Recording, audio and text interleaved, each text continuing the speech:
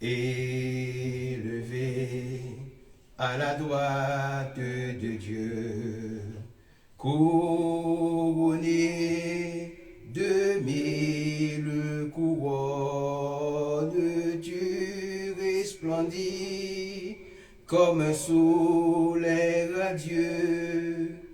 Les êtres crient autour de ton trône, à l'agneau de Dieu soit la gloire.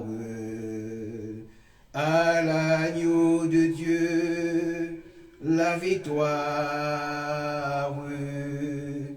À l'agneau de Dieu soit le règne pour tous les siècles. Amen. L'Esprit Saint et l'épouse fidèle disent viens, c'est le cœur qui appelle. Viens, ô Jésus, toi l'époux bien-aimé, tous tes élus ne cessent de chanter. À l'agneau de Dieu soit la gloire. À l'agneau de Dieu la victoire. À l'agneau de Dieu soit le règne pour tous les siècles. Amen. Tous les peuples et toutes les nations d'un seul cœur, avec les milliers d'anges, entonneront en l'honneur de son nom ce chant de gloire avec force et louange. À l'agneau de Dieu soit la gloire. À l'agneau de Dieu la victoire. À l'agneau de Dieu soit le règne pour tous les siècles. Amen. Alléluia. Nous chantons sur la page 9, si le vent se déchaîne. Page 9. Si la mer se déchaîne, si le vent souffle fort, si ta barque t'entraîne, n'aie pas peur de la mort. Si ta barque t'entraîne, n'aie pas peur de la mort. Il n'a pas dit que tu coulerais, il n'a pas dit que tu sombrerais, il a dit allons de l'autre bord. Il n'a pas dit que tu coulerais, il n'a pas dit que tu sombrerais, il a dit allons de l'autre bord. Si ton cœur est en peine, si ton corps est souffrant, crois en Jésus, il t'aime, il est le Tout-Puissant. Crois en Jésus, il t'aime, il est le Tout-Puissant. Il n'a pas dit que tu coulerais, il n'a pas dit que tu sombrerais, il a dit, je te délivrerai.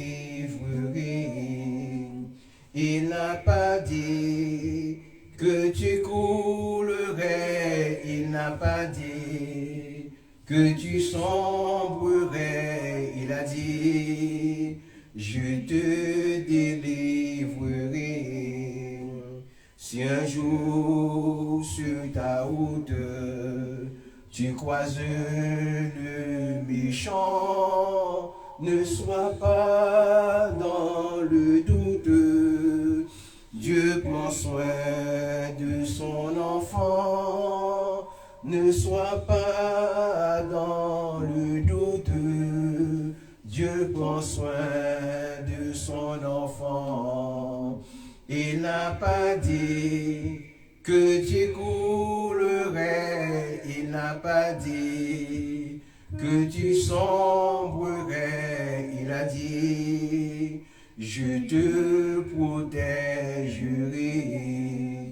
Il n'a pas dit que tu coulerais, il n'a pas dit que tu sombrerais, il a dit, je te protégerai. Prions. Alléluia.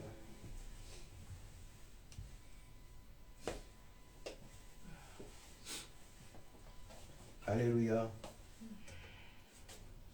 Gloire à ton nom, Seigneur. Seigneur, nous te bénissons, nous te rendons gloire pour tes multiples bienfaits. Ce matin, nous voulons te dire un merci encore pour la semaine écoulée. Nous voulons te dire qu'en tout temps, la gloire qui t'est due.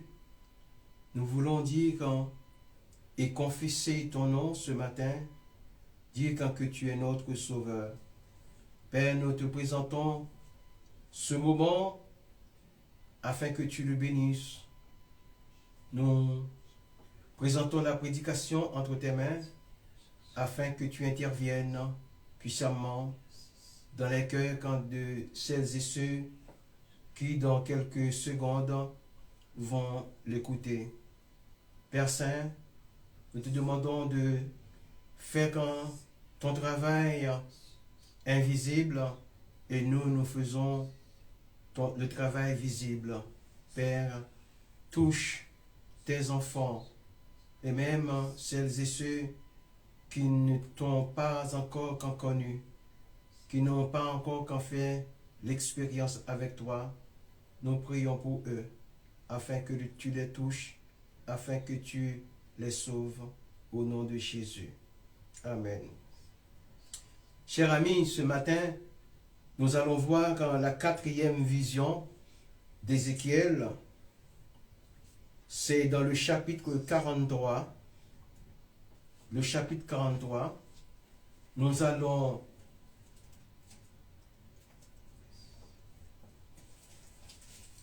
lire quelques versets du chapitre 43. Et nous allons développer ensemble tout le chapitre pour la gloire de notre Seigneur Jésus. Ézéchiel chapitre 43, verset 1 à 5.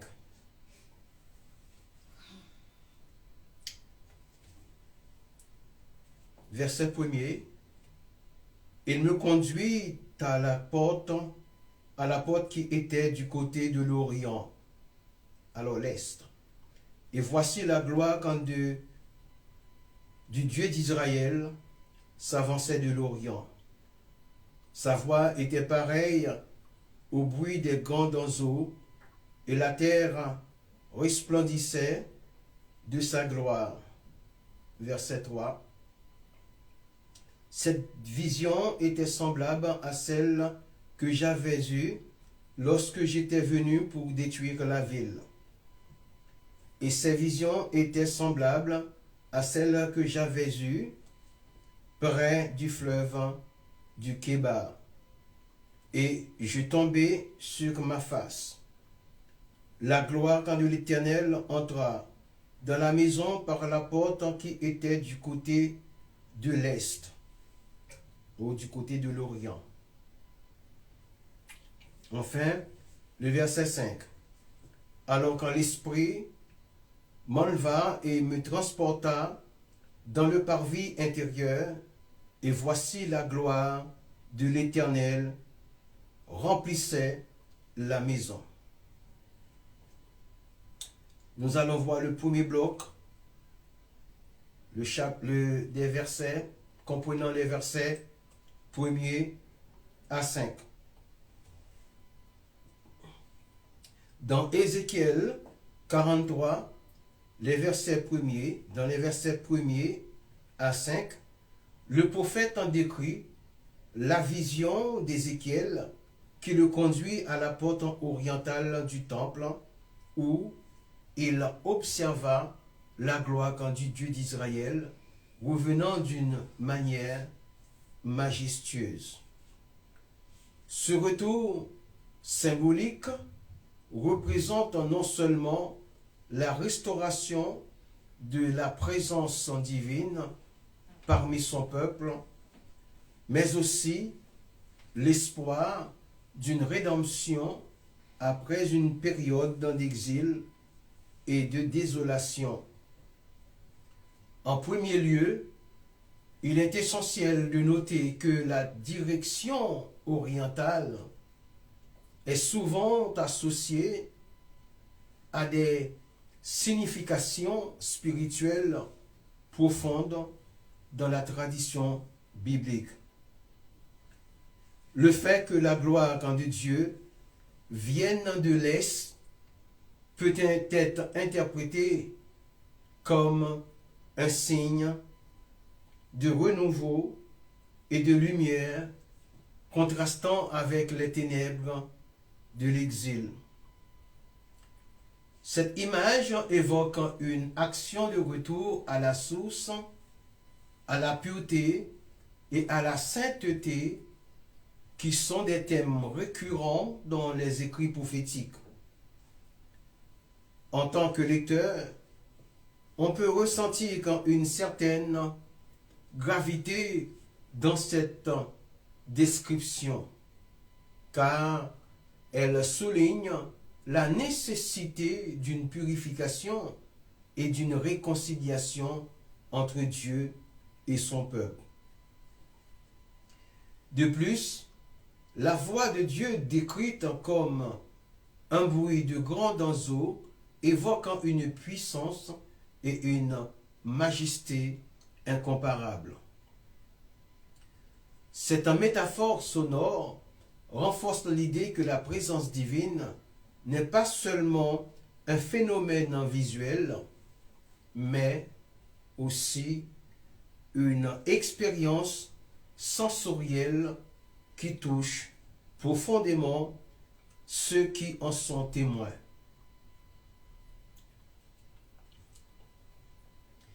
En tant qu'observateur, on peut imaginer l'impact émotionnel que cela aurait sur Ézéchiel et sur les exilés, leur rappelant la grandeur de Dieu et leur place dans son plan. Il est également pertinent de considérer le contexte historique dans lequel ce passage a été écrit. Ézéchiel s'adresse à un peuple qui a connu la déportation et la destruction de son temple.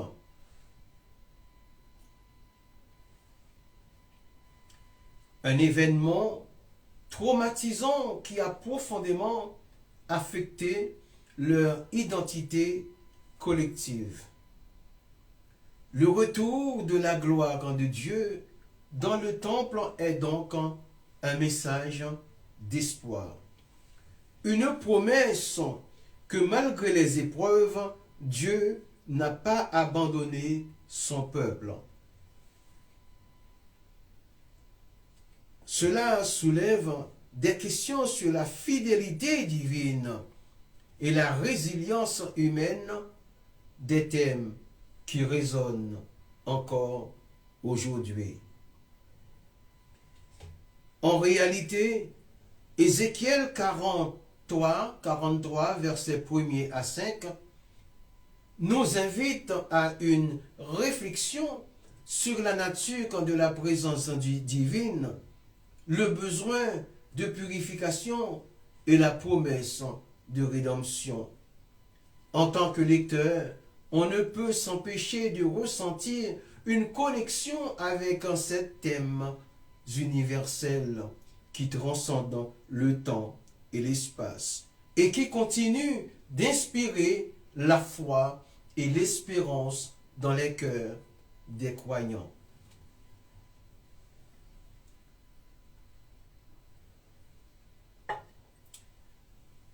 Ce texte nous rappelle que même dans les moments les plus sombres, la lumière de la gloire divine peut toujours percer, offrant ainsi un chemin vers la réconciliation et la restauration. Nous prenons maintenant le deuxième bloc, comprenant les versets 6 à 8. Dans cet ensemble de versets 6 à 8 se présente un passage riche en symbolisme et en signification théologique. Ce passage évoque la gloire de Dieu qui se manifeste de manière éclatante. Et il est essentiel de considérer les implications de cette révélation pour la compréhension de la relation entre Dieu et l'humanité. Le verset 6 commence par décrire la venue de la gloire de notre Dieu qui se manifeste par un bruit puissant semblable à celui de grandes eaux.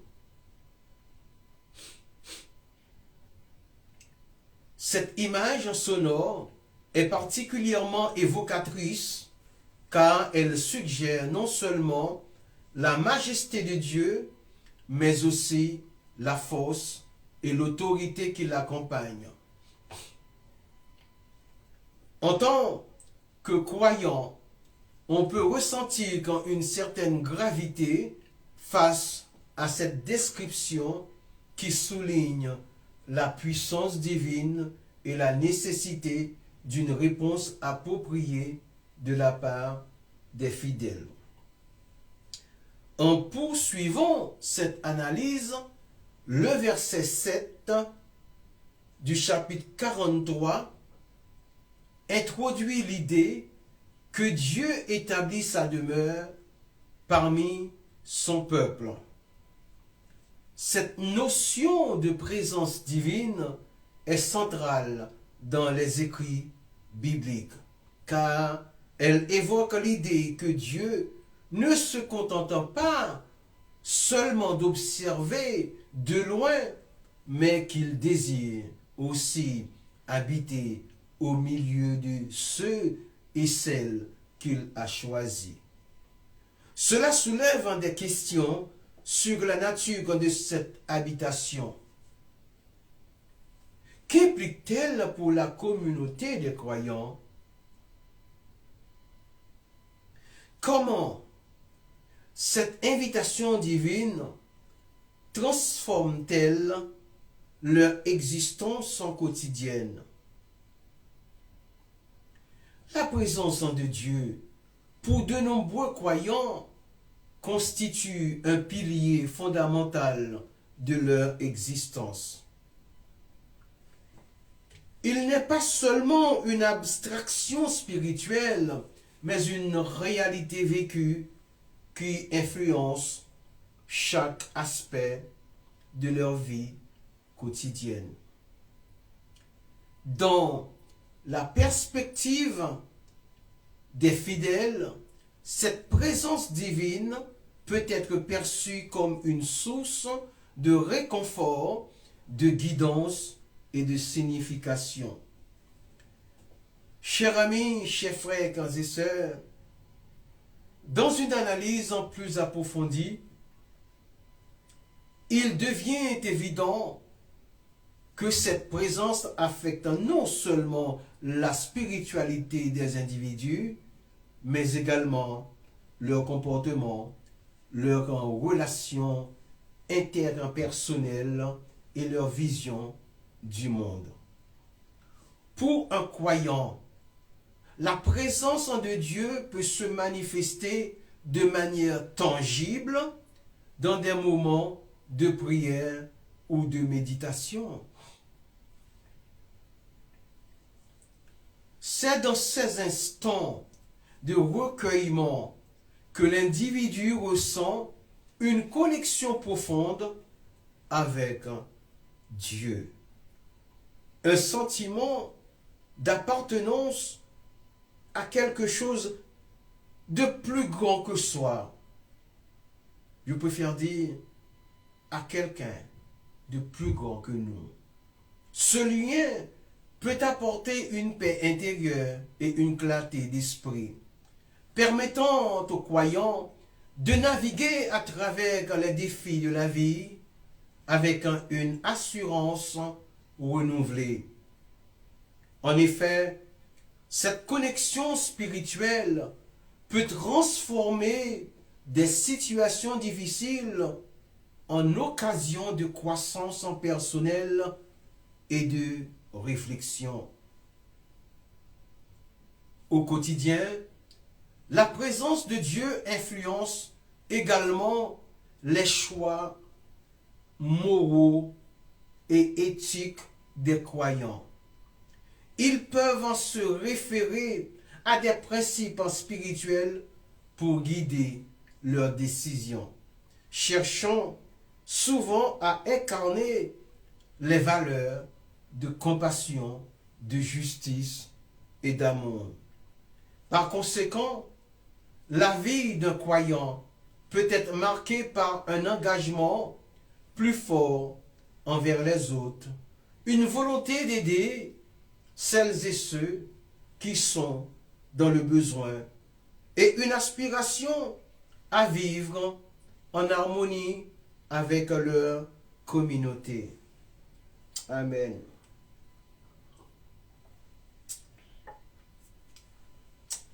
Cette dynamique crée une atmosphère de solidarité et d'empathie où les liens humains sont renforcés par une compréhension partagée de la valeur de la vie. La transformation qui s'opère dans l'existence quotidienne des croyants se manifeste également dans leur manière d'affronter les épreuves, et j'en passe. La foi en la présence divine leur permet de percevoir les difficultés non pas comme des obstacles insurmontables, mais comme des épreuves à surmonter avec l'aide de Dieu. Cette perspective peut engendrer une résilience remarquable où les croyants se sentent soutenus dans leur lutte, ce qui leur donne la force de persévérer. Ainsi, la présence de Dieu devient une source de motivation et d'espérance, cultivant ainsi une attitude positive même dans les moments les plus sombres. Cependant, il est également pertinent de reconnaître que la perception de la présence divine peut varier d'un individu à l'autre. Certains peuvent avoir l'impression d'une connexion constante avec Dieu, tandis que d'autres peuvent éprouver des doutes ou des périodes d'éloignement. ces fluctuations dans l'expérience en personnel peuvent provoquer des réflexions profondes et une quête de sens.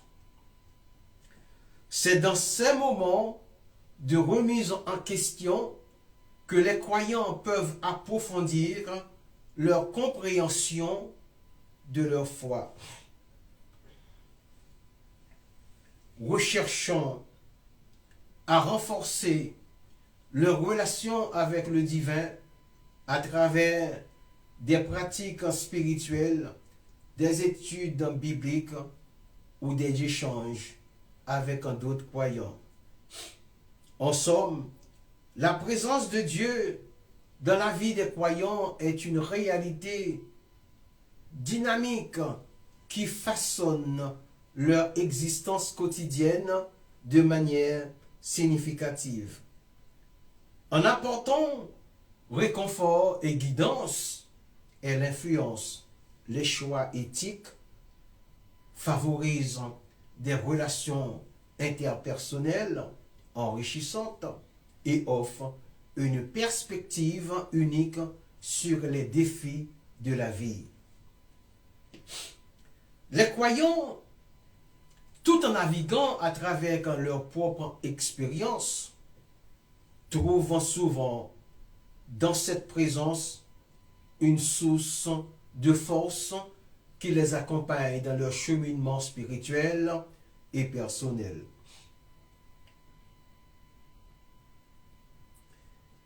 Le verset 8 du deuxième bloc, quant à lui, aborde la question de la sanctification du lieu où Dieu choisit de résider. Il est dit que les pratiques idolâtres et les péchés des Israélites ont profané ce lieu. Cela met en lumière un aspect fondamental de la relation entre Dieu et son peuple. La nécessité de la pureté et de la dévotion en tant qu'observateur. On peut se demander comment cette exigence de pureté s'applique encore aujourd'hui. Les croyants sont-ils conscients de l'importance de maintenir un espace sacré dans leur vie spirituelle?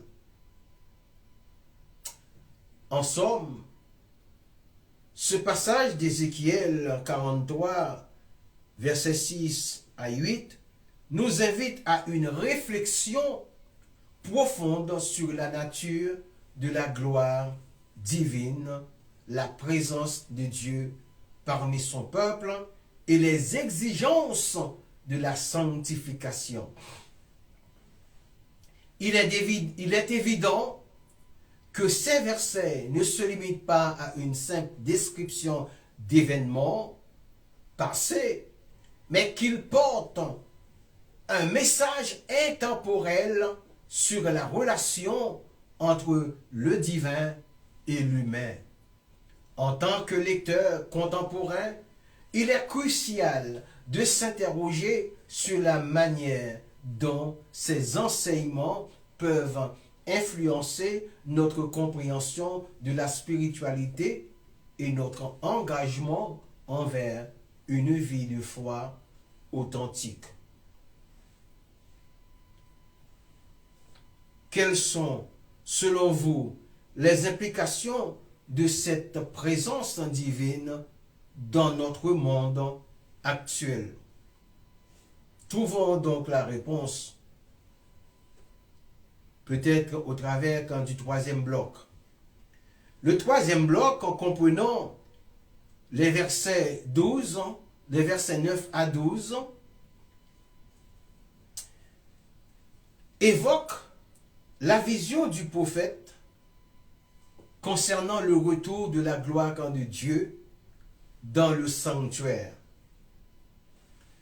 Un événement qui marque un tournant dans l'histoire spirituelle du peuple Israël d'alors. En tant que croyant, il est essentiel d'explorer les implications de ces versets tant sur le plan historique que spirituel. Le verset 9 commence par une instruction claire. Il est demandé aux Israélites de se détourner de leurs iniquités. Cette exhortation souligne la nécessité d'une purification spirituelle avant que la présence divine ne puisse habiter à nouveau parmi eux. Il est intéressant de noter que cette demande de repentance n'est pas simplement une formalité, mais un appel à une transformation ou une transformation intérieure. En effet, la notion de sanctification est centrale dans la relation entre Dieu et son peuple, que nous sommes d'ailleurs. Le prophète, en tant que porte-parole de Dieu, rappelle que la gloire divine ne peut coexister avec l'impureté morale. Alléluia. Dans les versets suivants, la description de la gloire de Dieu qui revient est empreinte de majesté. La voix de Dieu est comparée à un bruit de grandes eaux, une métaphore qui évoque à la fois la puissance et la majesté. Cette image peut être interprétée comme un symbole de la force, de la présence divine, capable de transformer et de renouveler. La terre, illuminée par cette gloire, représente un monde en pleine renaissance où l'obscurité des péchés est dissipée par la lumière divine. Le verset 10 nous invite le prophète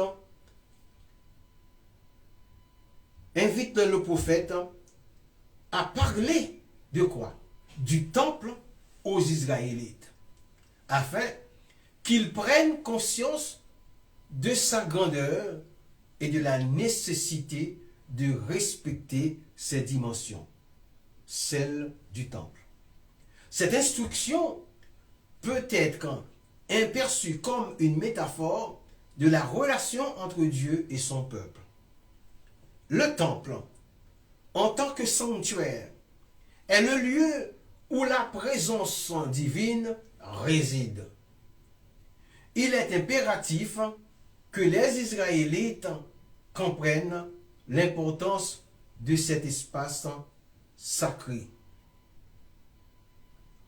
En mesurant les dimensions de ce temple, ils sont également appelés à mesurer leur propre vie spirituelle et à évaluer leur conformité aux attentes divines. Enfin, le passage conclut par une affirmation de la grandeur de la maison de Dieu. Les versets 11 et 12 soulignent que ce temple doit être un lieu de respect et de révérence. La répétition de l'idée de grandeur et de sainteté renforçant l'idée que la présence de Dieu est un don précieux, mais aussi une responsabilité. Les Israélites sont ainsi invités à vivre en accord avec les préceptes divins, à reconnaître la sainteté de leur environnement et à agir en conséquence. En somme, Le passage d'Ézéchiel 43, versets 9 à 12, offre une réflexion profonde sur la relation entre Dieu et son peuple. Il souligne l'importance de la repentance, de la reconnaissance de la grandeur divine et de la nécessité d'un espace sacré. La gloire de Dieu qui revient dans le sanctuaire est un appel à la transformation personnelle et collective, un rappel que la sainteté doit être au cœur de la vie communautaire. Ce texte, riche en enseignements, continue d'inspirer et de guider celles et ceux qui cherchent à comprendre la profondeur de leur foi et leur relation avec Dieu. Nous voilà arrivés au 4e bloc, comprenant les versets 13 à 15. Le passage d'Ézéchiel 43, versets 13 à 15, revêt une importance particulière dans le contexte des visions prophétiques de l'auteur. Dans ce texte, il est question des mesures précises de l'autel, qui symbolisent non seulement la structure physique du temple, mais également la relation entre Dieu et son peuple. En tant qu'observateur, on peut ressentir une certaine gravité dans la description des dimensions et des spécificités de l'autel qui sont présentées avec une minutie qui ne peut être ignorée. L'auteur, à travers cette description, semble vouloir établir un lien entre la sainteté de Dieu et l'espace sacré qui lui est dédié. Les dimensions de l'autel qui sont énoncées avec précision peuvent être interprétées comme un reflet de l'ordre divin. Cela soulève des questions sur la manière dont l'humanité perçoit et se rapporte à la divinité. En effet, la grandeur des mesures peut être perçue comme une invitation à la réflexion sur la manière dont les croyants doivent approcher le sacré. Il est évident que l'autel n'est pas simplement un objet de culte, mais un lieu où se manifeste la présence de Dieu. Même cette chair peut représenter un autel, l'autel dont je parle. En outre, la mention de l'autel dans ce passage peut être vue comme une anticipation des sacrifices qui y seront offerts. Ici, nous offrons un sacrifice de louange. Cela soulève des interrogations sur la nature des sacrifices dans le contexte de la rédemption.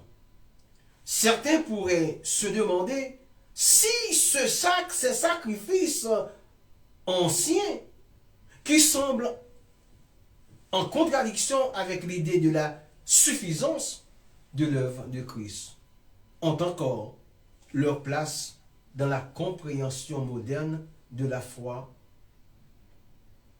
aujourd'hui.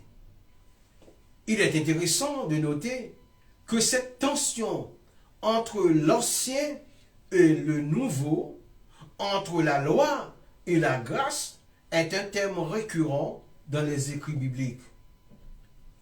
La voix de Dieu, décrite comme un bruit de grandes eaux, évoque une puissance et une majesté qui transcendent l'expérience humaine. Cette image sonore peut être interprétée comme un symbole de la révélation divine qui ne se limite pas à des mots, mais qui se manifeste dans la grandeur de la création. En tant qu'enfant de Dieu, on peut ressentir une profonde admiration face à cette représentation de la gloire de Dieu qui illumine la terre et attire l'attention sur la nécessité d'une réponse appropriée de la part de l'humanité. Ainsi, le passage d'Ézéchiel 43, versets 13 à 15, nous invite à une réflexion sur la nature de la relation entre Dieu et son peuple,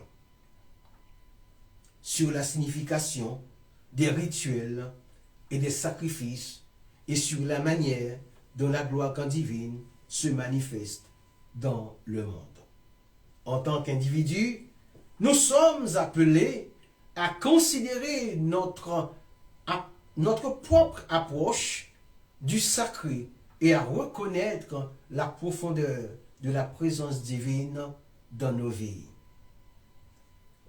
Ce texte, bien que ancré dans un contexte historique spécifique, continue de résonner avec pertinence dans notre quête spirituelle contemporaine. Nous sommes arrivés maintenant au 5e bloc des versets comprenant les versets 16 à 18. Les versets 16 à 18 évoquent la gloire de notre Dieu qui se manifeste de manière éclatante et majestueuse. En tant qu'observateur de ce texte, il est essentiel de considérer non seulement le contexte historique dans lequel il a été écrit, mais aussi les implications théologiques qu'il véhicule. Le verset 16 décrit la structure du temple, précisant que le temple est un lieu de rencontre entre le divin et l'humain, entre Dieu et nous. Alléluia. La mention de la gloire de Dieu venant de l'Est est particulièrement significative. Dans de nombreuses traditions religieuses, l'Orient est souvent associé à la lumière, à la révélation et à la présence divine. Cela suggère que la gloire de Dieu n'est pas seulement une manifestation de puissance, mais aussi une promesse de rédemption et de restauration pour son peuple. En tant que lecteur, on peut ressentir une profonde connexion avec cette idée de lumière qui pénètre dans l'obscurité, apportant espoir et renouveau. La voix de Dieu, comparée au bruit des grandes eaux, évoque une force incommensurable. Cette métaphore souligne non seulement la majesté de la voix divine, mais aussi son autorité. Dans un monde souvent chaotique, cette image peut être perçue comme un appel à l'écoute et à la soumission à une volonté supérieure celle de Dieu. En réfléchissant à cette voix, on peut se demander comment elle résonne dans nos vies contemporaines. Est-ce un rappel de la nécessité d'écouter des vérités plus grandes que nous-mêmes, ou une invitation à rechercher une direction spirituelle dans un monde en constante évolution?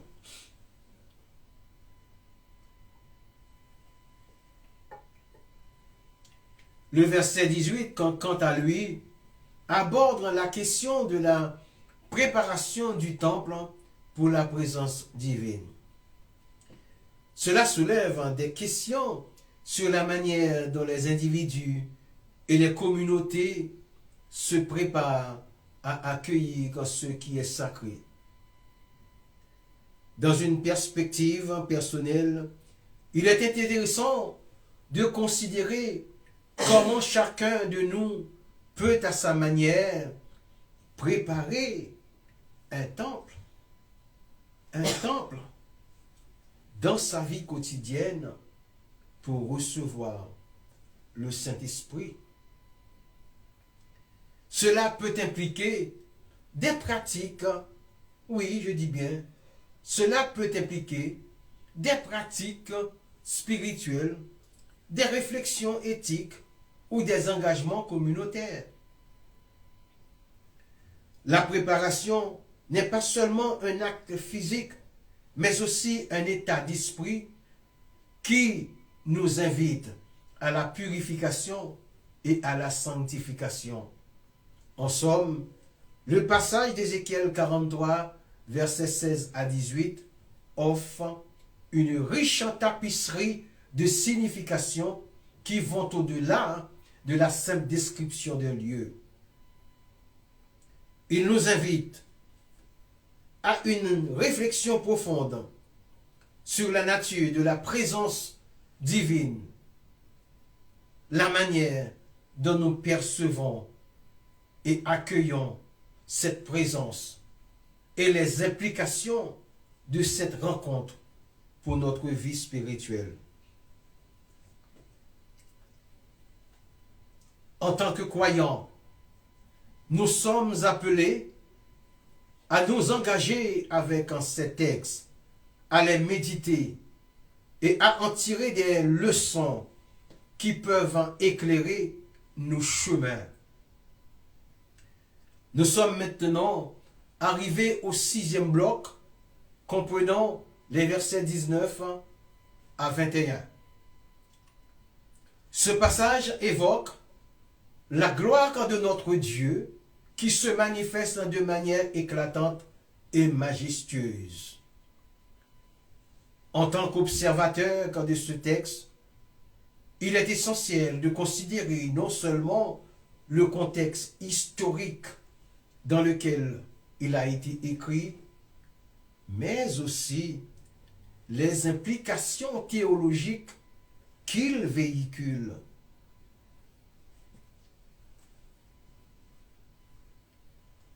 Le verset 19 commence par une déclaration puissante.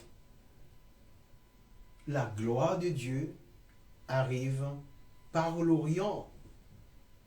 Cette direction suggère un nouveau commencement ou une restauration. La voix de Dieu est comparée à celle de grandes eaux, une métaphore qui évoque à la fois la puissance et la majesté. Cette image sonore peut être interprétée comme un appel à l'écoute, une invitation à prêter attention à la parole divine qui se fait entendre avec force et clarté. En poursuivant l'analyse, il est intéressant de noter que la terre est illuminée par la gloire de Dieu. Cette illumination peut être perçue comme un symbole de la présence divine qui transforme et purifie.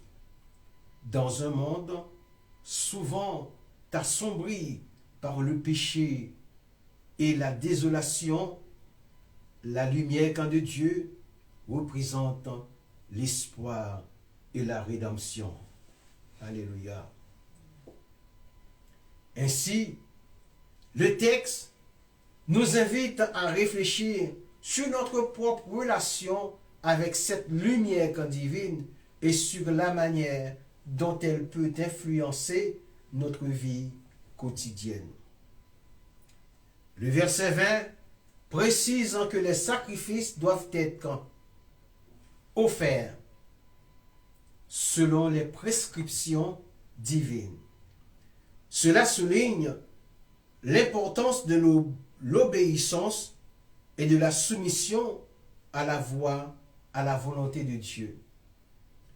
Dans cette perspective, l'acte de sacrifice devient un moyen de rétablir la communion entre l'humanité et le divin. Il est crucial de comprendre que ces rituels ne sont pas de simples formalités, mais des expressions profondes de foi et de dévotion. Et nous devons garder à l'esprit que le sacrifice du Christ suffit amplement aujourd'hui pour notre rédemption. Enfin, le verset 21 conclut cette section en affirmant que ces instructions doivent être suivies avec rigueur. Cela nous rappelle que la spiritualité ne se limite pas à des expériences émotionnelles, loin de là, mais qu'elle exige également un engagement pratique et une discipline. En tant que croyants, nous sommes appelés à vivre notre foi de manière authentique, en intégrant les enseignements divins dans notre quotidien. En somme, le passage d'Ézéchiel 43, versets 19 à 21, nous invite à contempler la grandeur de Dieu, à reconnaître notre besoin de lumière et de rédemption, et à nous engager dans une pratique de foi qui soit à la fois sincère et disciplinée. Nous voilà maintenant arrivés au 7e bloc, comprenant les versets 22 à 24. Ce passage d'Ézéchiel 43, versets 22 à 24, revêt une importance en particulier dans le contexte de la rédemption et de la restauration d'Israël, son peuple. Dans ce texte, le prophète Ézéchiel décrit une vision où la gloire de Dieu revient au temple, un événement symbolique qui marque le retour de la présence divine parmi son peuple. Cette scène est empreinte de signification profonde, tant sur le plan spirituel que théologique. Dans ces versets, il est mentionné que le prophète doit offrir un sacrifice en expiation pour le peuple. Ce geste, bien que ritualisé, évoque une notion de purification et de réconciliation. Il est intéressant de noter que le sacrifice est présenté comme un moyen de restaurer la relation entre Dieu et Israël, soulignant ainsi l'importance de la repentance et de la purification dans la tradition juive. En tant qu'observateur, on peut ressentir la gravité de ce moment où le peuple est appelé à se tourner vers Dieu pour obtenir pardon et rédemption. La description de la gloire de Dieu qui vient du côté de l'Est est également significative. Elle évoque non seulement la puissance divine, mais aussi l'idée de lumière et d'espoir. La terre, illuminée par la gloire de Dieu, symbolise un nouveau départ, une renaissance spirituelle pour Israël. Chers amis, je vous invite à regarder les versets pour que vous puissiez comprendre ce message. Parce que c'est un message que je veux expliquer, ce sont des écrits que je veux expliquer verset par verset.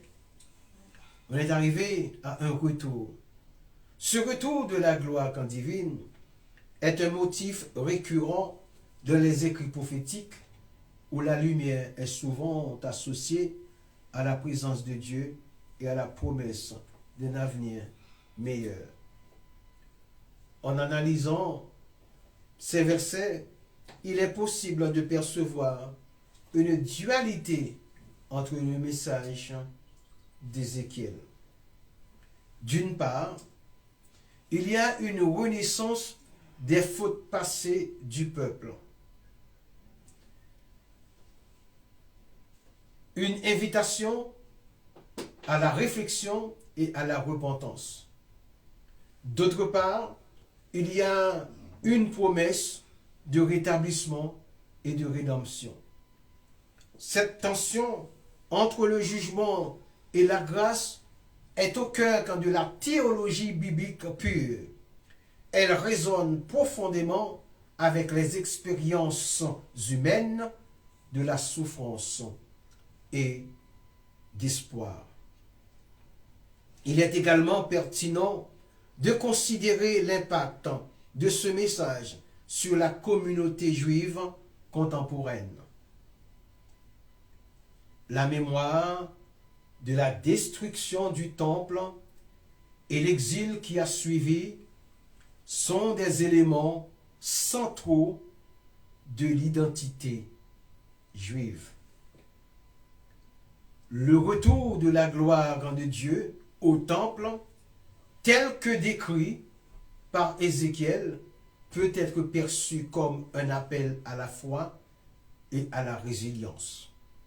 En conclusion, Ézéchiel 43, versets 22 à 24, nous invite à une réflexion sur la nature de la relation entre Dieu et son peuple, sur la nécessité de la purification et sur l'espoir d'un avenir lumineux. Ce passage, tout en étant ancré dans un contexte historique spécifique, continue de résonner avec des vérités universelles sur la foi, la repentance et la rédemption. Ainsi, il est essentiel de s'engager avec ce texte, non seulement comme un document ancien, mais aussi comme une source vivante d'inspiration et de réflexion pour les croyants d'aujourd'hui. Maintenant, nous abordons le 8e bloc, comprenant les versets 25 à 27. Ce passage biblique, qui s'inscrit dans le contexte de la vision du temple restauré, évoque des thèmes de purification, de sacrifice et de la présence divine. En tant que lecteur, il est essentiel d'aborder, ou bien plutôt d'adopter une perspective à la fois analytique et subjective pour saisir pleinement la profondeur de ce passage.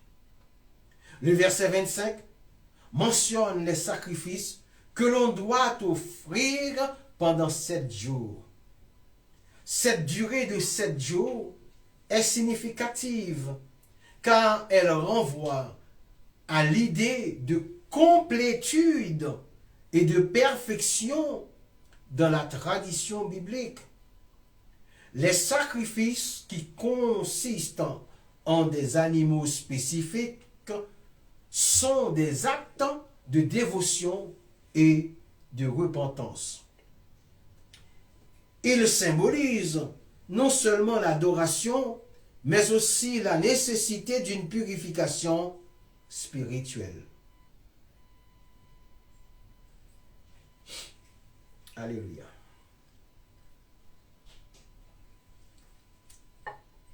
En réfléchissant à ce point, on peut se demander comment ces rituels anciens résonnent encore dans les pratiques religieuses contemporaines.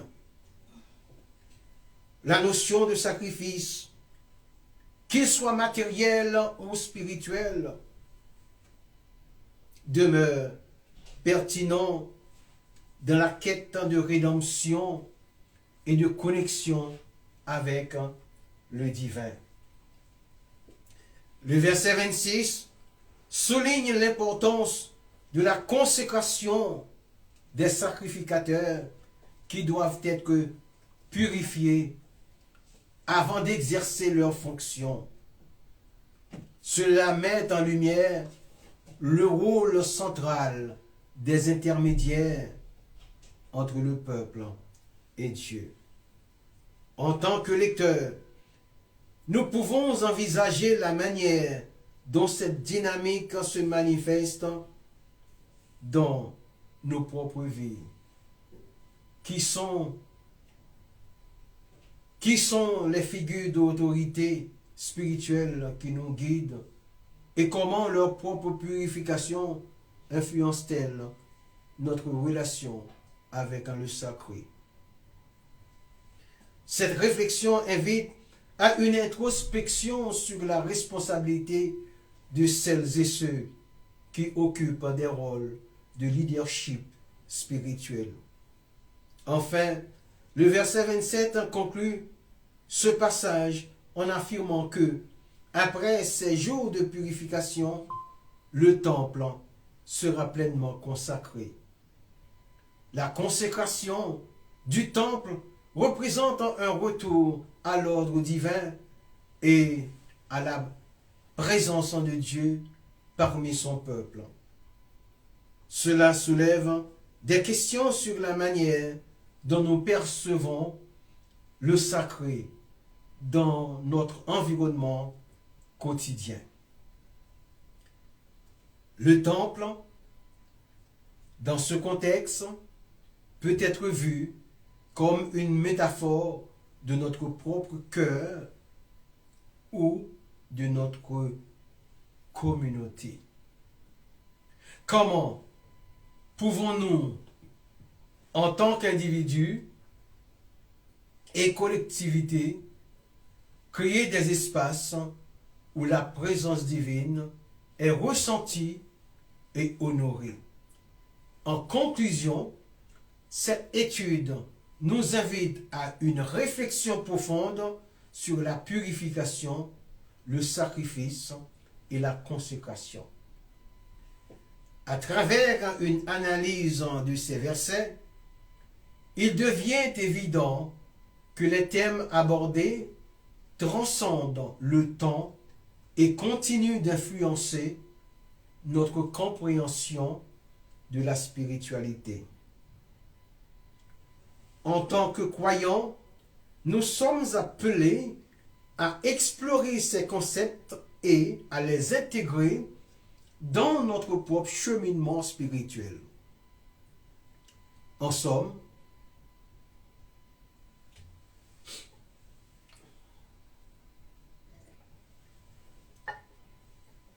En somme, la prophétie d'Ézéchiel nous invite à explorer les dimensions profondes de notre propre spiritualité.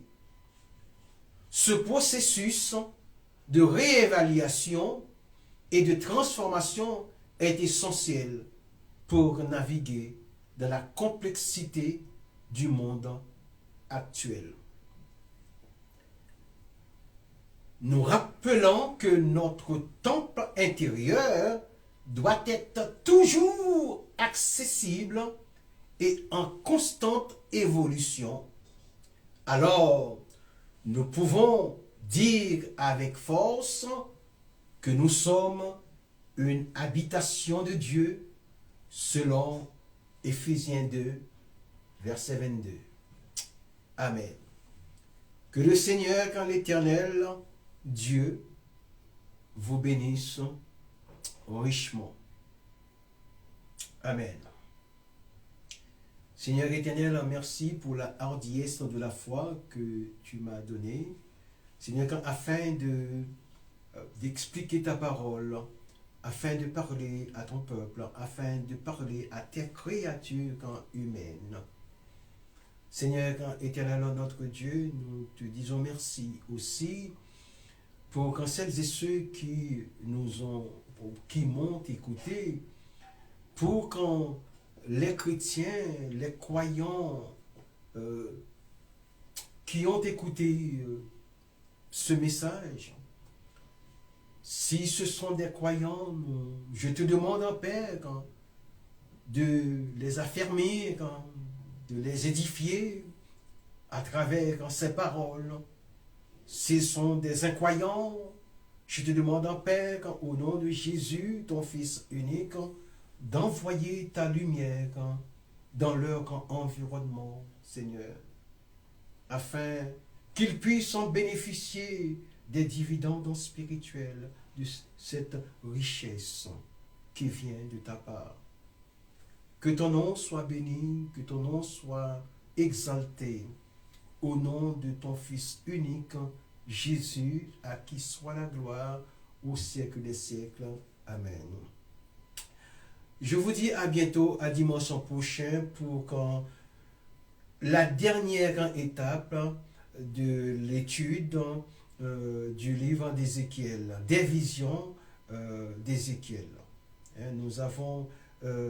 Je vous ai présenté 4 visions